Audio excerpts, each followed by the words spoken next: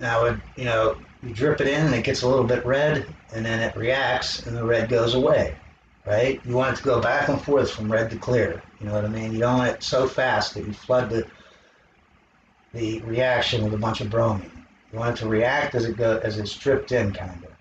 At least that's my guess. Like I said, keep it below 10 Celsius. Even if you have to stop the reaction, you know what I mean? Let's say your reaction's getting to 10 degrees Celsius, then you stop putting the bromine in. You know what I mean? You wait for the pot to cool back down to 0 degrees or 2 or 3 degrees Celsius, even 5 degrees Celsius. So then you turn your bromine back on dripping. You know what I mean? So you have it has time to heat up but not be above 10 degrees Celsius. Now, this is a 1-to-1 ratio on the bromine and the acetone, but I would probably put in more acetone than bromine.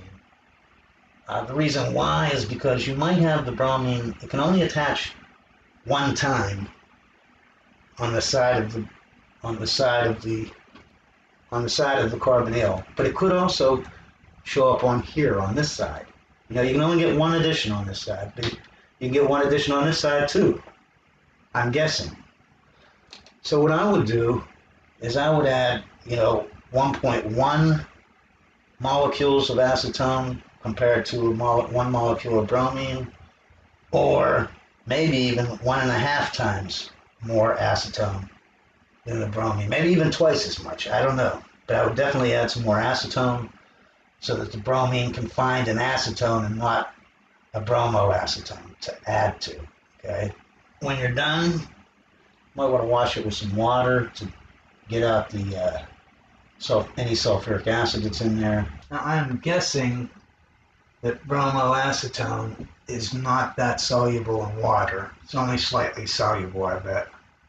So what I would do when I was done was I would put some water in here, right? Throw it into the set funnel and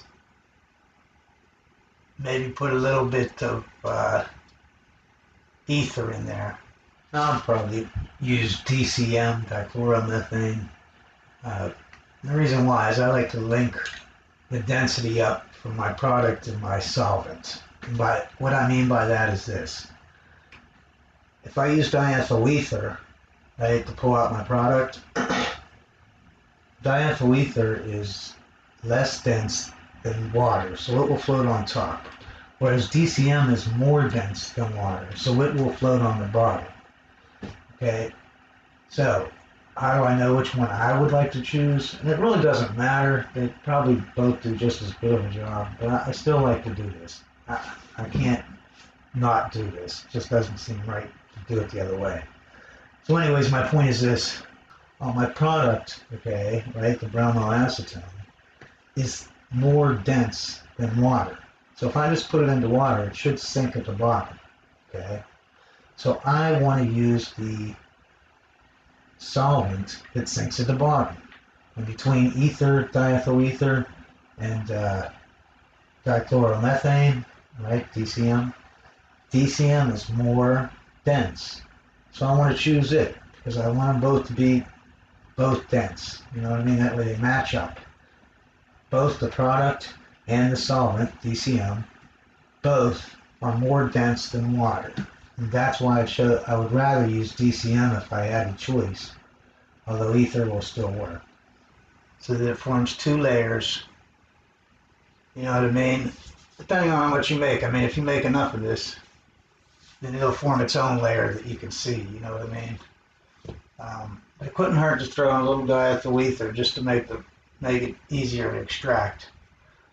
Then use your set funnel and separate off the water. The water can take out any acetone that's in there. The water can take out, and use cold water.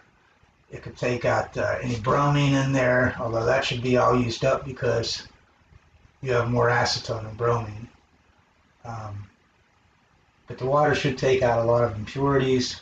I was thinking about washing this, like when you were completely done and you wanted to wash it with water to get the sulfuric acid out and the acetone out.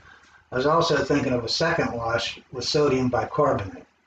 aqueous sodium bicarbonate. But I don't know if that would be enough to start doing reactions with this, because you can have sodium hydroxide water and change its bromine into a hydroxy group, like an alcohol.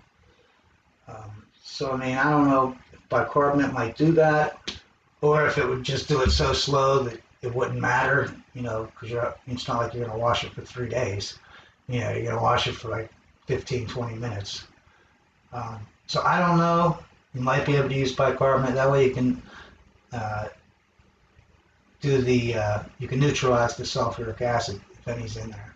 But you're putting such a little bit in there, and admittedly you're going to make some during the reaction. So you do want to do, if you do a cold wash and that's it, do a couple of them, you know what I mean? Do maybe 3 cold washes, cold water wash. Make sure you get all the acetone and sulfuric acid, etc. out of there. Now this thing can link up together and, like an aldol reaction, or an aldol condensation reaction, or, you know what I mean? It can link up with this with the bromine on it to another acetone, or, there's a lot of impurities. Hopefully most of it will be this though. So now you have at least all your ionic stuff or polar stuff out of there, right? From your separation. You should just have ether, this bromoacetone, and your other hydrocarbon impurities, okay? I would dry this maybe with some anhydrous salt or molecular sieves, and then I would distill it, okay? It boils at 137 C. I'm not sure if it forms an azeotrope with water. But if you dry it up first, it shouldn't be a problem. And then that's it. You threw your anhydrous salt or your molecular sieves in it, and you dried it, filtered it, distilled it. That's all you can do. That's pretty much it. That's my guess. Now, one of the nice things about alpha bromination is if you use ethyl methyl ketone, butanone, instead of acetone, you can make this product, mix it with pyridine, and get an alpha beta unsaturated ketone. You might say, what good is that? Well, now you can do some micro reactions like a 1,4 addition, where you can add to the terminal end of this. Usually you'd add to right here because it's more substituted. But on here, because of resonance, you can add to the end of the, the end of the hydrocarbon. And basically that's it. And I think that's called 1,4 Michaels reaction, I'm not sure. Or 1,4 addition reaction. Anyways, y'all have a great day, and always remember, science is great.